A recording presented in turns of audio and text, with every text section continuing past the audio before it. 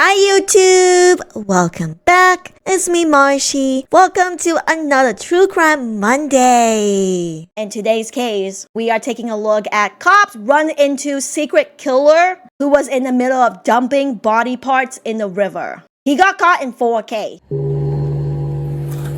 Who are you? Who are you? Stop right there. Go ahead and stop right there.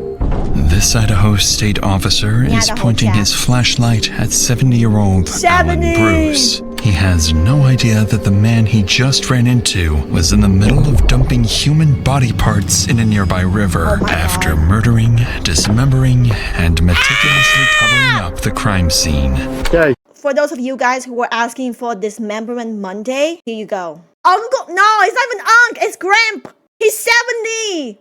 Why are you committing murder at the age of 70? Which actually make me question, this guy must be a serial killer. If he has the strength and the audacity to be committing murder at the age of 70. You're never too old for murder. No, I think you are. I think you are. So what are you doing? Got a people problem going on down here, and I just want to make sure you weren't that guys. All right, so you're just trying to keep an eye on stuff then. Yeah, excuse me for if I got you excited. What? All right.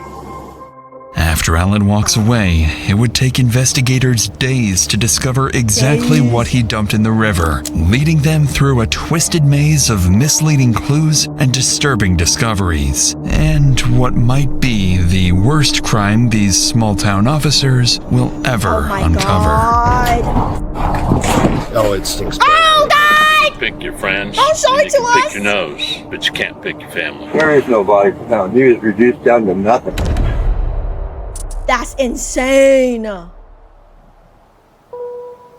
It's a routine late spring in central Idaho. Tucked deep within its mountains sits the remote town of Chalice, a place surrounded on all sides by rugged terrain and long stretches of wilderness. And at this bit longer than we think. It's possible he has been committing murders for years. I hope the maybe cops decades, can look into but if his it was past. for decades, someone would have found something by now. Because no one's really like, okay, you just turned 70. Midlife crisis. Let me go and commit murders. No, it's more like he's been doing this for decades without getting caught. center of it all runs the Salmon River, better known as the River of No Return.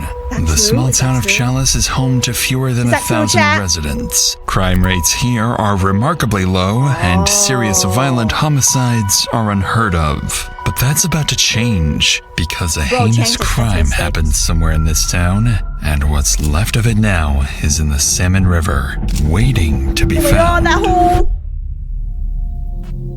The investigation begins on an early Saturday afternoon, less than a year ago, when an elderly woman walks into the local police station to report someone missing.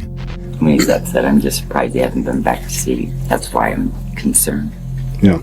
Do you know what he was wearing last when he left? A pair of boots, blue jeans, and I think it was a dark t-shirt and baseball cap, and he's got a little pug rider that is with him everywhere.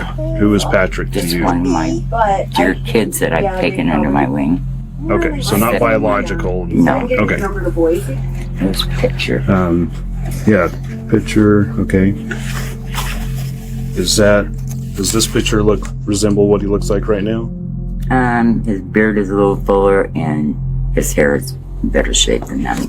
The man in those photos is 47-year-old Patrick Shelton. His adoptive mother, Helen, goes on to explain that Patrick spends most of his time up in the mountains, cutting and selling firewood, often late at night. He's got a chainsaw, usually at least one weapon on him, and his dog Ryder is always by his side. Additionally, Patrick doesn't really have a fixed place to stay. He moves between properties, parking motorhomes and trailers on other people's land, often getting into disputes when it's time to leave. In most missing person cases, it takes days before investigators get a solid lead to work with. But in the town of Chalice, that process is about to be cut short. I remember you mentioned something about when you talked about him going to Alan Bruce's. It seemed like you said something to where they had some conflict recently. They have? Yeah. Okay. Do you know why he went there? He was supposed to go move his motorhomes, and when he got out there, Alan had moved them with the bulldozer. Okay. Not good. Probably screwed up the transmissions, and I don't know. The name Helen mentions immediately rings a bell, because officers know exactly who she's talking about. 70-year-old Alan Bruce is a local resident with a rural property just out of town, working odd jobs, including welding and mechanical work. But that's not what people in Chalice know him for, Oh my God. because Alan has a different reputation, built on constant disputes and ongoing conflicts with other locals. Oh, Just great. earlier in the He's a year, race he baiter. was reported for allegedly throwing gas bombs and setting a Wait, woman's excuse me? He got accused of using explosives to damage private property? I'm sorry, was he just throwing grenades and explosives? How do you get accused of that? That can't be random, okay? I mean, you don't just get accused of doing something like that. The frick? property on fire. So based on Helen's statement, Arsonist officers too? prepare to head out and speak with Alan. Nah, See if he this can guy point them in is- the right direction. Red At this flag. point, officers Red aren't too flag. surprised that Alan's name came up, and don't expect anything serious. In reality, something already happened between Alan and Patrick just a night ago that ended very gruesomely. This is Nyataho. While officers are on their way to question him, Alan is still in the middle of covering things up. In just a few seconds, So, just so you know, if you just got here, Alan is our 70-year-old killer who got caught dumping the body midstream in 4K. And now he is in the middle of concealing evidence. a deputy pulls up to his property. Hey, Alan. How's it going? One thing after You know, another. just murder Hey, someone. I was just coming to chat with Right. you. We had a report that no one knows where Pat is right now. Yeah, they don't. Okay. And I just wanted to touch bases with you because I know you got the stuff off your property, but he was going to come by to pick it up, right? Yeah, Did you ever see him on I that? did. Okay. They came by here. He was unhappy, very unhappy. Okay. But it was just all kind of verbal argument or something, or he's just, okay. Why And is he went he and got his posing? stuff then, or? Well, he still has some stuff here. He said he wanted to go cut some wood. He needs some money. He's mixing past tense and present tense. Interesting. So he's probably out He's missing somewhere right out there. now, Really okay? broke down, and I It's don't not know. confirmed. I'm just trying to create a timeline missing so I person know right who now. last saw him. So when was that he showed up here?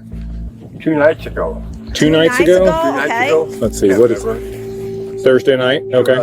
In the middle of the conversation, the deputy notices something off about Alan's demeanor. Yeah, he's His posing. responses are short, controlled, almost rehearsed. But as the deputy continues asking questions, things start to feel even more strange. And then did he hang around here long or did he just go right over? Back and forth. Back and forth? Uh-huh. Coming back onto the property? Yeah. Does he still stab stuff here He then? does. Oh, They okay. Get it all off. Oh, okay. Like that shed, that wooden shed is his. Yeah. Uh-huh.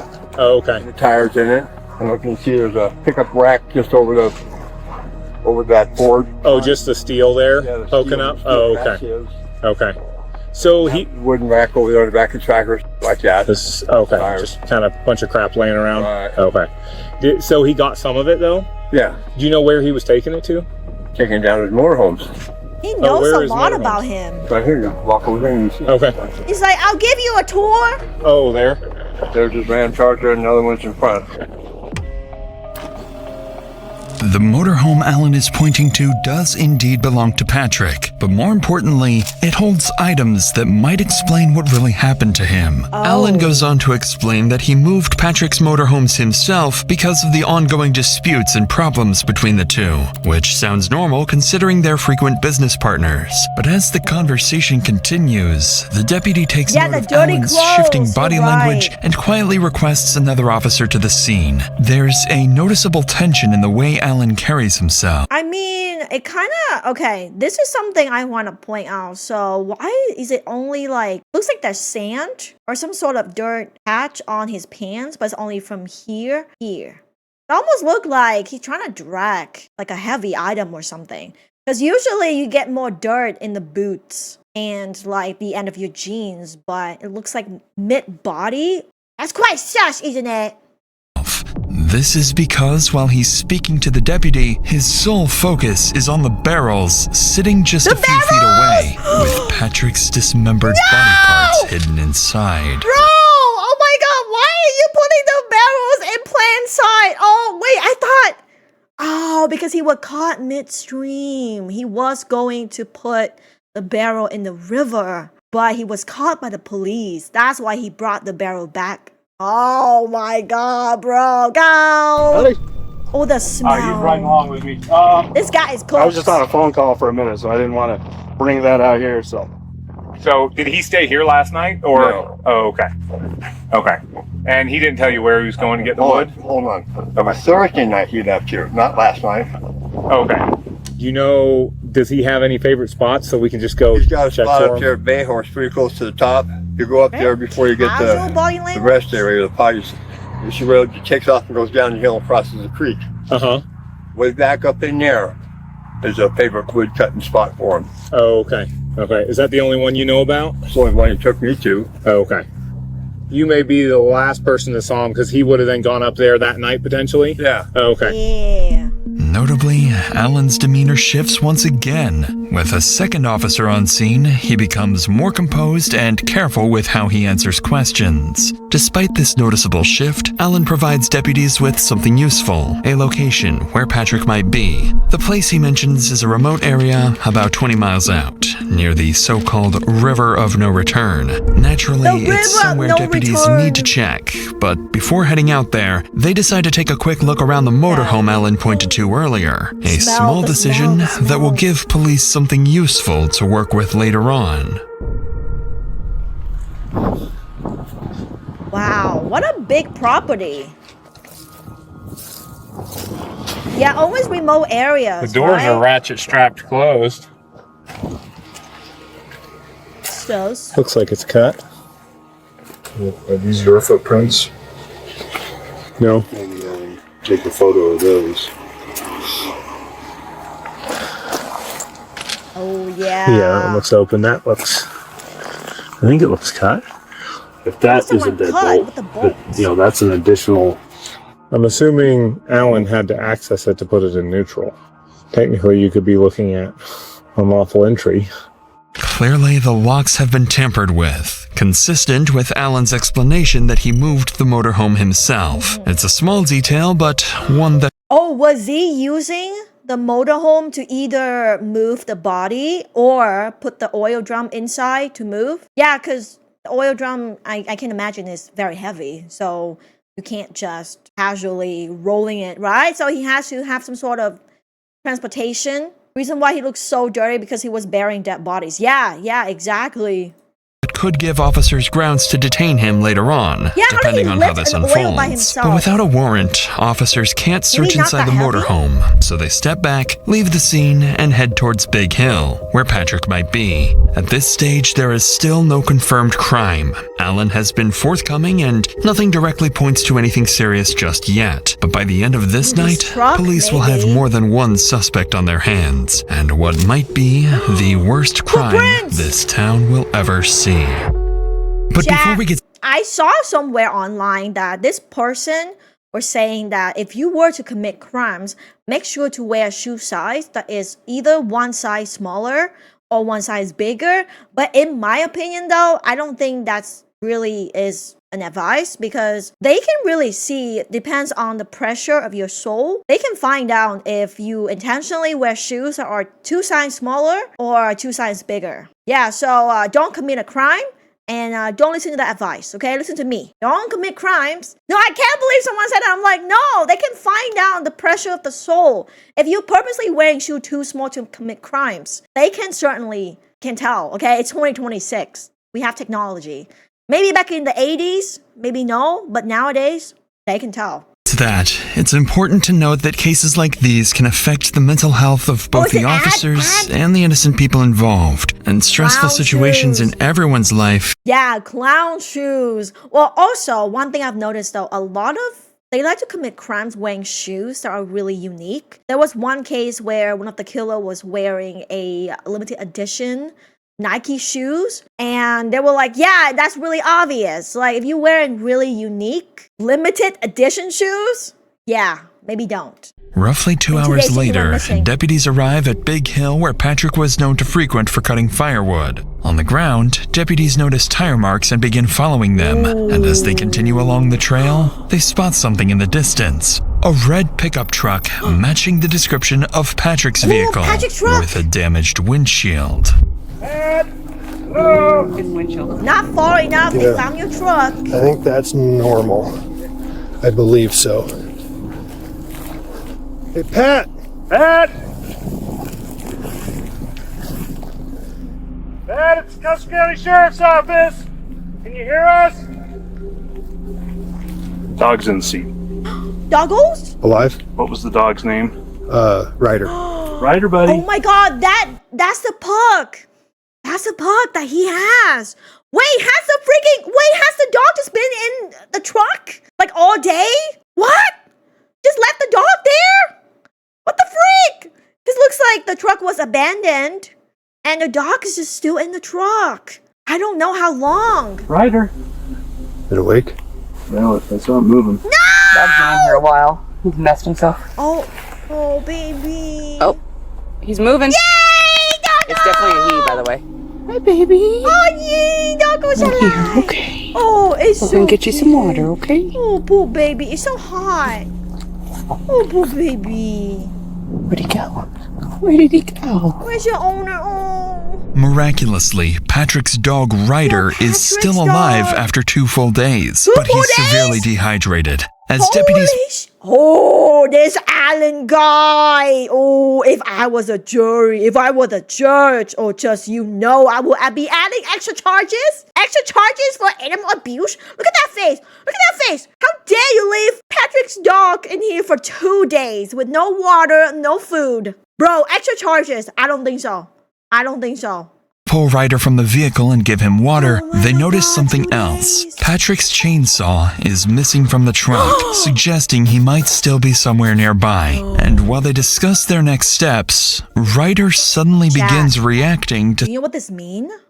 So Patrick owns a chainsaw for his work, okay? And a Patrick and the saw disappeared. So what do we think? What do we think happened to the chainsaw? Exactly.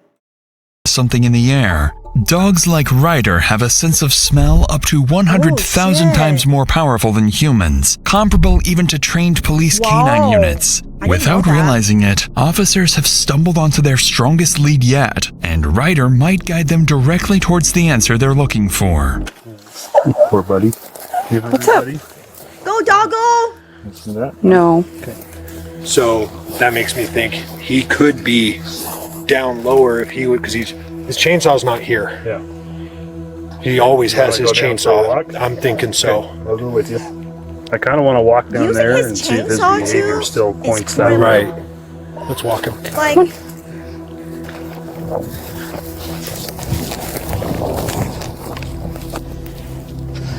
sniffling, sniffle. Are we sniffing? Dude, you gotta give me a break. We can't go down that. No, we That is cannot. completely That's down. far. There is no angle to that. I'm arguing with a dog. As luck would have it, the dog picks up a scent, but Whoa. can't pinpoint a specific location. The reason for that is something officers haven't realized yet, because there is no single place where Patrick might be. He's already been dead for 2 nights, dismembered with his own chainsaw, and scattered. There we go. That's insane though. You using his chainsaw to commit such horrible crimes on him?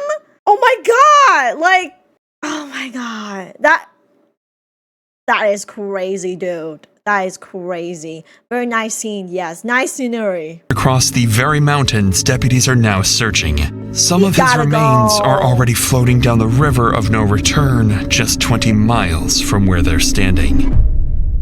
None of this is apparent to deputies yet, so they decide to take a closer look at Patrick's pickup truck for any additional clues. What they notice inside is very sketchy. Dark red staining across the interior, heavily soaked towels on the driver's seat, Oh, items God. marked with blood, Inside the and car? a discarded mail letter with the name Ellen Bruce on it. Something violent happened here, and the more deputies think about it, the more obvious what happened to Patrick becomes. Wait, is the truck the crime scene?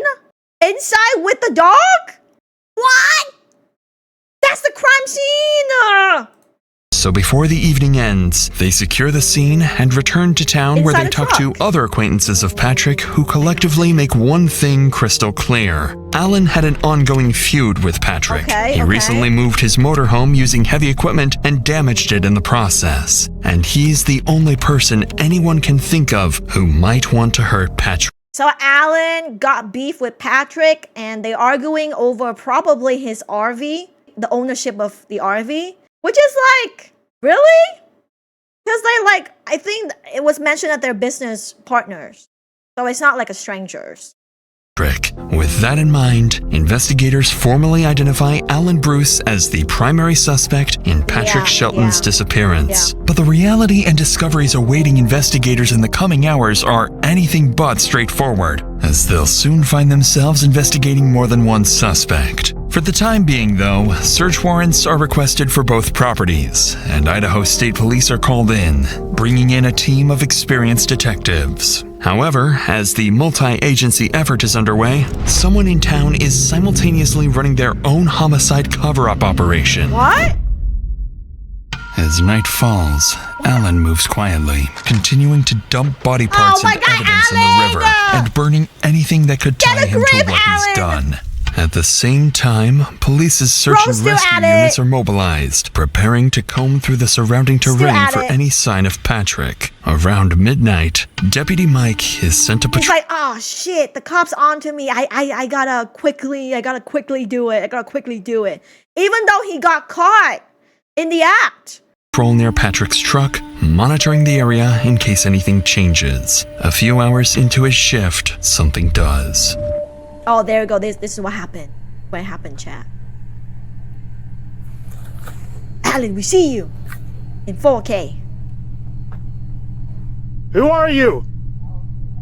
Stop right there. Just go ahead and stop right there. Get him! Get him!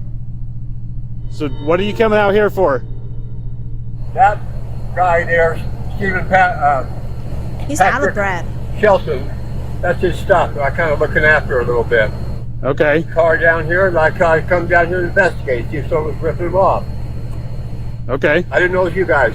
Okay, well, I turned my lights on, and you still were shining your light at me. Yeah, you had your lights on me. I couldn't see where I was going. Yeah, right? Okay, I'm saying I turned my... He always posing in that. Like, I feel like whenever he's nervous, he's putting his two arms in the pocket, like posing, just to appear casually and calm. But I feel it has the opposite effect. red and blue lights on. Yeah. And you were still spotlighting me. And then I instructed you to turn it off. I don't like lights in my eyes about as much as you don't. You know, you had yours and mine, so I guess we're even. No, it's not even. It's not even. What? Okay, so what are you doing? You're just keeping an eye on Patrick Shelton. Okay. Got a little people problem going on down here. I know. Got flash on, and he think I need to see what's going on. BS, right? Make sure you work with that, guys. Yeah, I'm blocking the You lights having a for you little guys. what problem? Thieving. Thieving. Thievery? Thievery. Okay. Talk to Ethan Kelly about that. He'll tell you. Okay. Thievery. All right. So you're just trying to keep an eye on stuff then. Yeah. Make Whatever, sure nobody's Alan. ripping shit off down here. Okay. So, excuse me for if I got you excited. All right. Go home, Alan. 270, 240. We can calm down. I'm code 4. Out here, in complete darkness, Alan Bruce suddenly appears. Nothing about this encounter adds up, because at this point, Alan isn't just the last person to see Patrick alive. He's been in a dispute with him, moved his motorhome He's a after he man disappeared, suspect. and now he's out here in the middle of the night claiming he's checking on Patrick's property right. and protecting it from theft. In reality, he came here to finish what he started, to destroy evidence he didn't have time to deal with earlier when deputies interrupted him.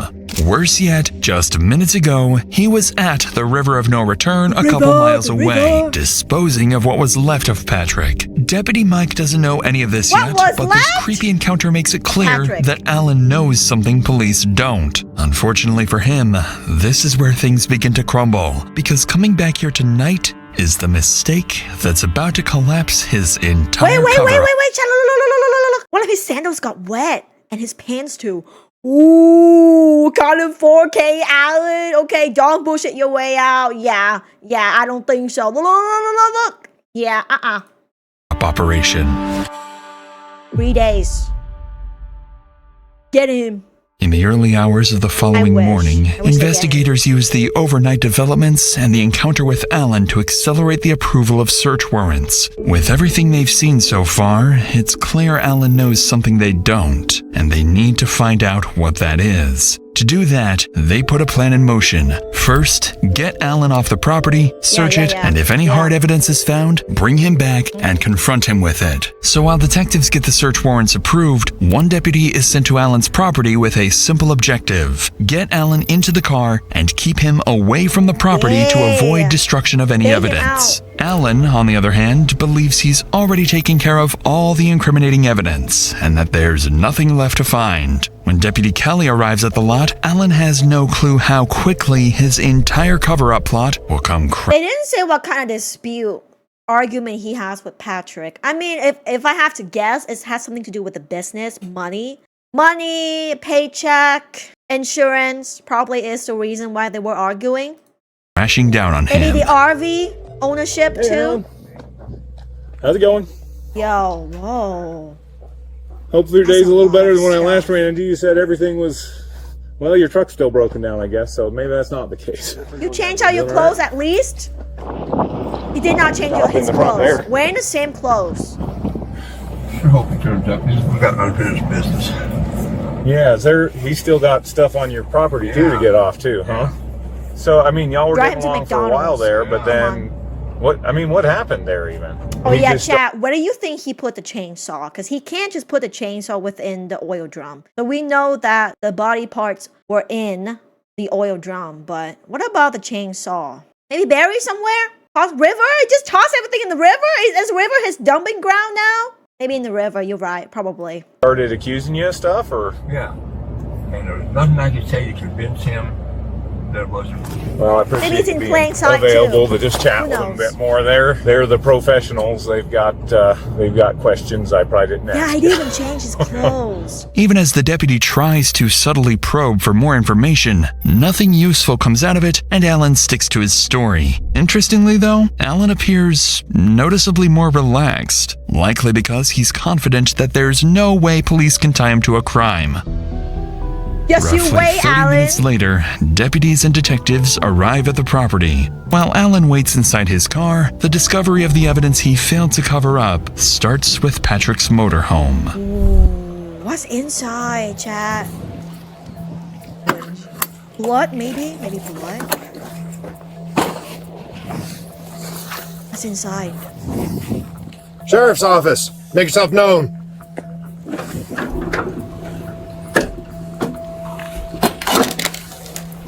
Does it smell, maybe? I mean, probably smells. What this is. Got a gun case? Got noodles. Got ramen. Patrick's empty gun box is consistent with earlier Oh statements. yeah, I mean technically the RV belongs to Patrick, so they don't need a warrant because that's the victim's RV. Technically, RV is like a vehicle, right? So it's not like property, so maybe they don't need warrant. I don't know. It's not Alan's RV, it's Patrick, so technically, is it counts as residence? They need a warrant still? Maybe they got one. I'm gonna assume they got one. That he always keeps a firearm with him. The problem is, that gun is nowhere to be found in the motorhome, and it was never found in his pickup truck the previous day. With Patrick's motorhome cleared, officers move over to Alan's property. Alan owns multiple structures and vehicles on the lot, and after clearing a few of them, deputies find no obvious signs of a crime. It seems like Alan's cover-up operation is successful so far, but that begins to change as deputies notice something unusual lingering across parts of the property. Oh, the smell. Already did. Cool. Something stinks. Oh, it stinks bad. Just kind of pull that one down. So we're just gonna hold on. Oh, yeah. So under the U.S. law, police generally do not need a warrant to search a dead victim's motorhome if they have probable cause to believe it contains evidence related to a crime due to the motor vehicle exception to the Fourth Amendment. Oh, okay, good to know. Okay, that makes sense. On this trailer till we can get keys. If he won't give us keys, then we'll go from there. But we need to hold on this until we get that. Probably in that freshly moved. Do we want to call out the cadaver dog? Let's go ahead and do it while we're here. Bro, he's not confirmed got dead. it cleared. It might be the best way to get something to hold him. As the search continues, deputies can smell an odor of burnt meat across parts of the lot, but no clear source. After checking around the structures again and searching the open areas... That's right. They did mention that Alan was burning something. Okay. Wow. Okay. So he was separating. So not only he was dumping body parts in the river, he also partially burning the remains as well. Because he's thinking, oh, it's going to be really hard to track because I did it separately. They can't find anything. So, to pinpoint the source, deputies call in a cadaver dog trained to detect human remains. And a few minutes later, police canine Spy arrives on scene. After running the dog across the property, Spy begins alerting to the presence of something inside a set of barrels. Oh my god, barrel! Wait, still here? I thought he...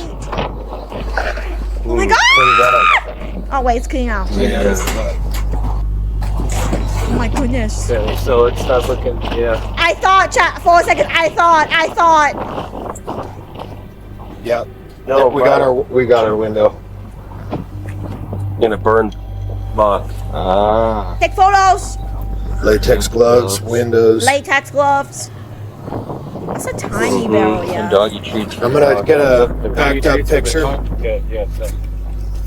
Alright. Inside the barrel, officers begin to uncover what Alan tried to hide. Broken window glass of a car consistent with a bullet impact, latex gloves, and traces of blood on the filter of a vacuum cleaner. After searching other barrels, officers find night vision binoculars, Patrick's baseball cap marked with blood, and most concerning of all, bone fragments and suspected human remains on multiple pieces of clothing.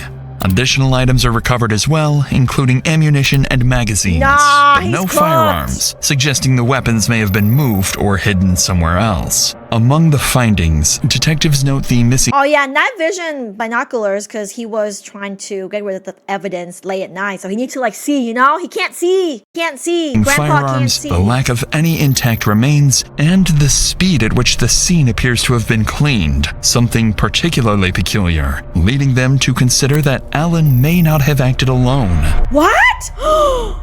After these discoveries, Alan's property is officially treated as a crime scene. The area is secured and forensic examiners are called in to process the evidence. Detectives now have the hard evidence they need to confront Alan. But while they prepare to do so, an unexpected development happens when Alan's younger brother Larry suddenly shows up at the scene. Hours earlier, police received an oddly timed phone call from him, claiming that if anything happened to Patrick, it was his own fault. Not only that, Larry made additional statements about Patrick that led detectives to question whether they might be dealing with a second suspect. Yeah, he's been stealing shit of my brother's. An assassination movie rather than a crime scene. Right? You wouldn't think you'd be seeing this, but yeah, bro. I mean, okay, he's old school, right? He's old school, so he's using night vision binoculars. Old-fashioned, boomers, okay? Pat, he said Pat's threatened him and waved a big-ass gun at him. Somebody else said that he's a straight-up thief. Shelton's an opportunist. He's going to take advantage of anything that he can, if he thinks he can get away with it. Right. Okay, so he was kind of concerned Patrick might do something stupid, use a gun or something. Concerned Pat's going to kill him, Right.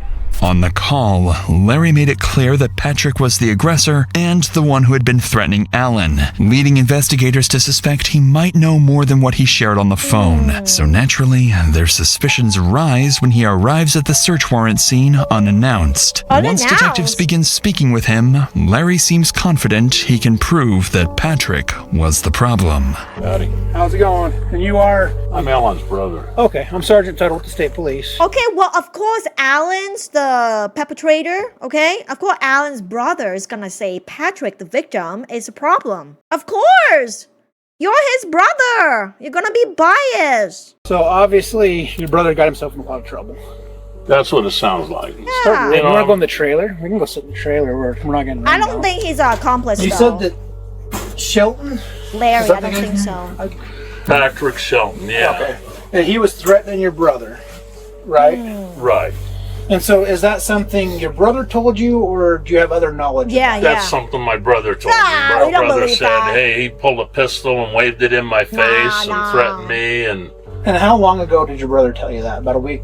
that was probably about 2 weeks ago. Okay. If somebody was waving a gun at me, I'd probably be, wanting to have something to defend myself too, Right. But, my brother had been asking Shelton to move for months. Yeah, it's not really self-defense when you dismember their body using their chainsaw and then attempting not once, but 2 times to get rid of the evidence. It's self-offense, yeah, not self-defense. Okay.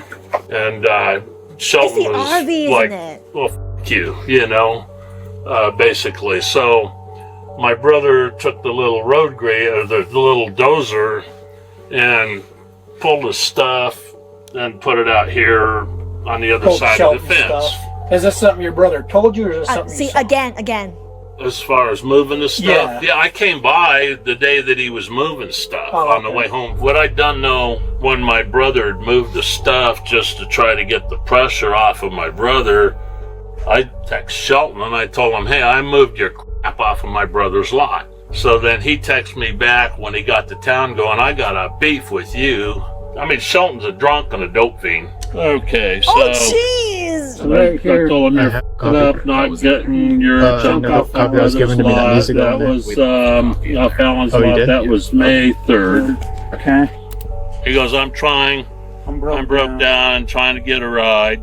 Then you said, never mind, I moved it for you. Give Alan back whatever you took it his. Yeah, he goes, who is this? Alan's brought the beef to me anyway. I don't have any of his shit. Well, Alan kept showing me pictures of stuff that was missing, where he was and missing. And Patrick was like one of the only people in here. So, Archie, I have a beef with you too. Okay. Let's bring your beef. We know who you are, drug addict. Chat, I cannot stand these boomer texting. Bring your beef? Oh, I don't know why. What kind of phone is this? Maybe a really old iPhone. Yeah, bring the beef. We know who you are. Jesus. Just remember, you me with all of us. And I'd taken pictures from the sheriff office parking lot thinking that, well, maybe he'd think I'm a sheriff and maybe he'd pack his or leave Alan alone and get bring the beef out of town, So I put, me with all of us, you'll lose. Best thing for you to do is pack up and leave Custer County and don't come back. Alan's brother goes on to pull up additional messages between him and Patrick. The messages he shares show the feud escalating over time, primarily over Patrick refusing to move his property off the land and accusations that he'd been stealing from Alan. As detectives read through them, it becomes clear that Alan's brother wasn't just aware of the conflict, he was involved in it at some point.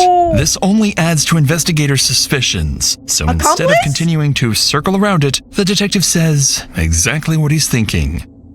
Yeah, it's... And no sign of Shelton, though, huh? Find a body or anything? Or there's signs of Shelton, just not living. That's kind of sus, chat. It's asking if they have found body of Patrick, just not living size of Shelton. Oh my god. Huh. Signs of Shelton. One of the things I'm trying to wrap my head around is, I'm like, how did he do that by himself? He's not a very big guy. Exactly. Like, how would He's he 70. move things around without somebody helping him? Like, right? Let's just say that if he shot Shelton and took him somewhere and dumped his body, who would he call to help him? I have no fucking clue. I mean, he wouldn't call me. Right. Right, chat. Yeah, he wouldn't call me. Yeah, right. Yeah, right. He's like, oh shit, they're on to me. Oh, it's not me. It's not me. Oh, now he's like, oh, he wouldn't call me, even though like we talk all the time, and I'm beefing directly with Patrick as well. No, I think it's Larry. I think Larry's very sus right now. Actually, one of you guys brought up earlier that how did Alan actually move the body? Because Alan is a much older guy. He's in his 70s, right? Like, how did he get the strength to move the barrel? Now the cops are starting to question it too. I mean, brothers though, he might still be in his 62. He's not young. He does have a point by saying there's no way Alan could have moved all of this himself. His old age would severely debilitate him when it came to moving some of the stuff, and so he could not have done this without help. Exactly. That's what I'm saying. Does he have good friends? Yeah. I don't know. I don't know what he's capable of. Maybe you should know, Larry. Right. You're his I brother. don't know anybody that would help him move something, help him commit a crime, I mean, my wife would shoot me if I helped him, How long you been married?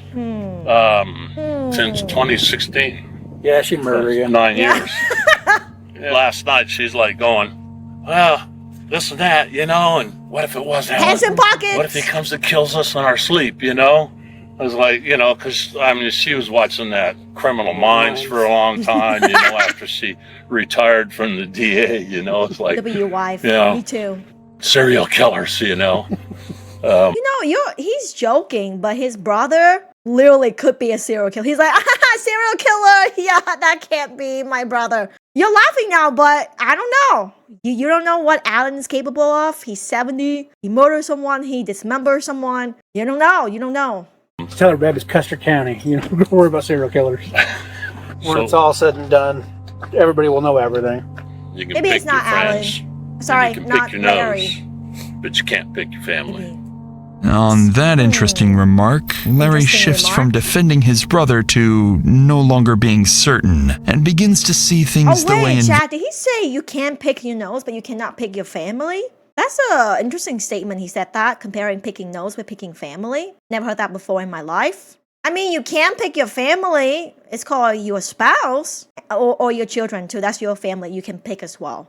Investigators do. With nothing else to add, police wrap up the interview with Larry, still uncertain of his involvement. Now they can finally turn their attention back to Alan, who's still sitting in the car, completely unaware of what's just been uncovered on his lot. At this point, investigators have enough to place Alan under arrest and pursue homicide charges. The problem is, they don't have a body, and they don't have a confession, both of which are critical in building a solid case, especially when it comes to proving exactly what happened and how. But with the evidence discovered on his property, this is their best chance to confront Alan directly and push for a confession.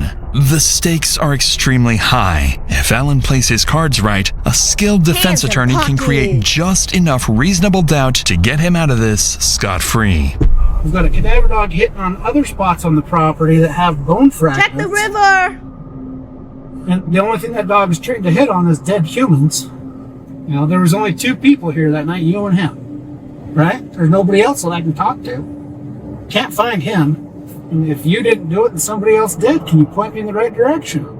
I can't do that. I don't know if anybody else is out here. No, that's like I said, I don't either. Even after hearing this, Alan continues his denial. But this is exactly why investigators brought him back to the property. It's a part of a strategy known as crime scene exposure. Experienced detectives use this technique to confront suspects with something directly tied to the crime, like the scene itself or key pieces of evidence. This creates psychological pressure, making it harder to maintain a lie, and often triggering unexpected reactions or slips in their story. So investigators take Alan out of the car and bring him back to the center of the lot, back to the very place where everything likely happened, to see if he will finally break. Well, we want to be able to tell the prosecutor you helped us every which way you could. I can conduct my case and go to prison for the rest of my life? What? I don't know. I can't tell you. No one said that. Nobody said that. You don't have to go through nothing right now. Yeah. So the way it works here is he doesn't feel like we should let you stay free, right? So we're still going to continue to investigate this case with your help or without your help. We're still going to dig through. Yeah. I mean, there's still some things that concern me, and I don't know if you're asking about who drove the truck up in the mountains. Nobody drove it. I towed it up there. Oh, you towed it up there? Yeah. Okay. I know he's 72. Vehicle? My dog. Okay. The tow barn towed it up here. Oh, okay. What'd you do with the dog? Left it in the truck. Why? Why? I was going to dispatch it, but they're not just leave the truck. Maybe a little bit more. Yeah. Bro, let the dog for 2 days. I didn't want to kill it. Yeah, it didn't do nothing. Yeah, so like, Jeez. We're in a rock and a hard place right now, right? It's where we've been all day. It's where we're going to continue to be until we can completely wrap this up and figure out what the hell actually happened. Well, before you take it, I'd like to lock on myself. Okay. yeah, we're not going to leave this unsecured. We'll lock it all up and bring in the keys. Close the gate. Whatever. Yeah. I didn't call. Nah, cuff him. I'm in trouble. Well, that's part of it. I've heard enough. You also destroyed some evidence. What did you? I don't know. I've never been in that situation. Alan, You're come on, did you burn a delusional. body? Come on. Yeah, I did. Alan's delusional as You didn't tell hell. anybody. So, like, look at it from our point of view. You know, we do the right thing for Patrick's family. Yeah. You know what I mean? We gotta try to find that body. You know, we gotta do the right thing for his family. There is no body found. He was reduced down to nothing. Yo! He did not just say that there's nobody to be found. He is reduced to nothing. Yeah, this guy, I am sure this is not his first crime. Like, not his first crime for sure. Did you chop him up? No, I threw him in the burn barrel with a bunch of wood underneath him. Yeah, I chopped him up. I took a chainsaw to him. That's a Where's the confession. chainsaw? Where It's is gone. it? It's gone. Did you Where? throw it in the river? I got rid of it. Believe me, I burned it. You burnt the chainsaw? Yeah. Is it in the barrel? Did he stuck the chainsaw that he used in the same barrel? Can you burn chainsaw? Question mark. Is that possible? I mean, at this point, I don't think he cares anymore. It's not even self-report. At this point, he's like, whatever, but you won't find a body, so you can't tie it to me. The most they can do, like, they can't do first-degree murder to him, right? He's thinking, oh, there's no body. There's no murder weapon. Maybe a furnace? Maybe a furnace. And I've never chainsawed a body, but I think there would be like blood and skin and gristle and stuff. You know. Yeah, it was ugly. And so, like, where's that at? Like, how did you clean that up? Took a shovel and rake, ripped up everything I could, walked it down with a hose, and put Clorox on it. And the chainsaw's where? Keep the burn barrel and burned it last day. Alan finally cracks, admitting that Wow, he he's shot confessing Patrick, anything. dismembered him, and burned the body before disposing of the remains. With a confession now on record, investigators turn their Yeah, attention admit to to a everything, critical Jack. question. Did Alan act alone, or is there something even darker he's still hiding? But before detectives can press further, Alan makes a surprising claim. He came up with that pistol, was gonna do me. And we're not arguing. We're not arguing that point. We're just trying to figure out like what you did with the body, how you did it, and where it's at. If there's anything left. Not much. Did you have any help with it? That's just where you shoot, shut up, and shovel. Do you see our point? I mean, what we're trying to do at all, Alan? Who's the accomplice? He has I one tried for to hide sure. it and get away with it. He's trying to cover the other person too, by confessing. And like I said, we're just trying to, get some closure for his family and present the picture so that everybody understands why you did what you did. Said you better pull the trigger. Mother things come up with the gun. At that point, it was me or him, but Despite Alan's claims that he killed Patrick in self-defense, it hardly explains the brutality and concealment that followed. Following this, Alan is arrested and charged with first-degree murder along with multiple additional charges. Later that day, dive teams and officers are sent to the river area where Alan claimed he dumped the remains. But despite extensive search efforts, nothing of evidentiary value is recovered.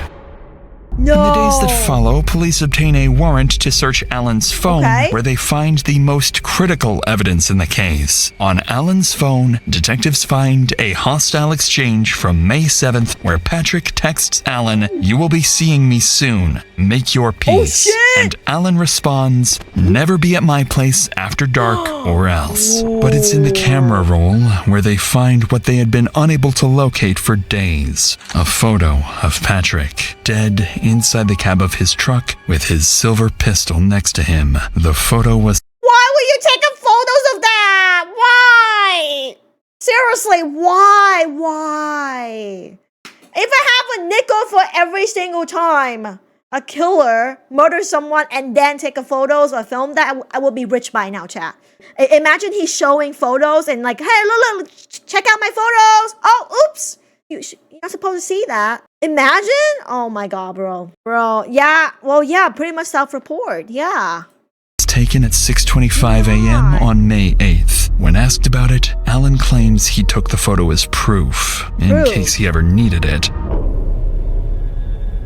A couple months later, in July 2025, police receive a call from fishermen reporting a burn barrel floating in a different area of the Salmon River. Officers and divers recover the barrel and transport it for forensic examination, but no human remains or items linked to Patrick are found inside, likely because everything had already been destroyed or lost in the River of No Return. As for the missing firearms, investigators later uncover both the rifle and Patrick's silver pistol at the residence of an associate of Alan. The man claims Alan brought the weapons to him, asking him to sell them. And with no evidence tying his associates or his brother to the homicide or the cover-up, investigators determined that Alan acted alone.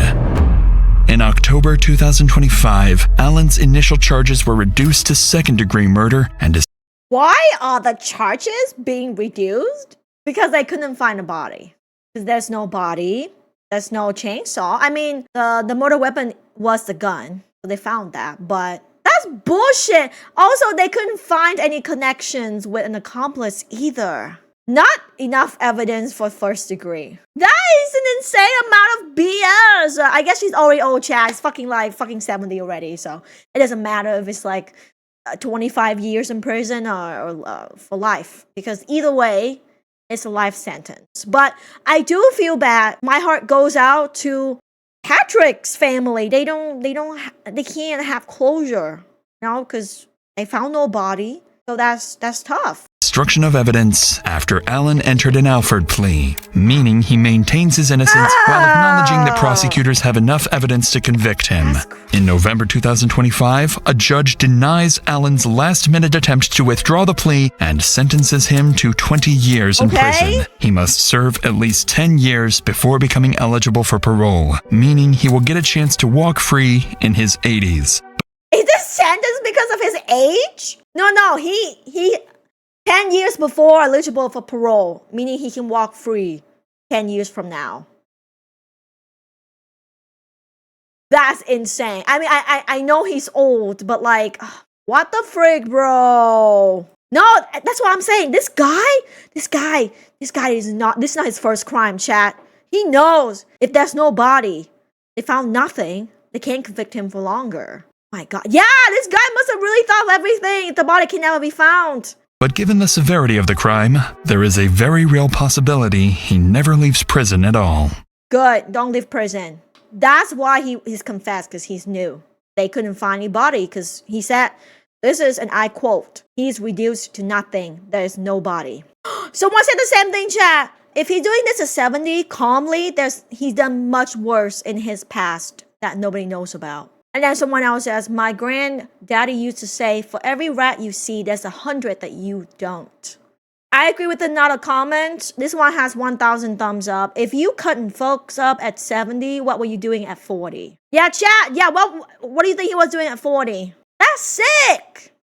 Bro. My goodness, bro. Yeah, for real. Good question. What was he doing at 40? Can I say this case is justice? I feel like low-key no, because they couldn't locate a body at all. Justice in the way that Patrick's killer, Alan, got convicted and went in prison. Yeah, he probably will pass away in prison, so I can only hope for hardcore, okay? Let me know what you guys think in the comments. My goodness.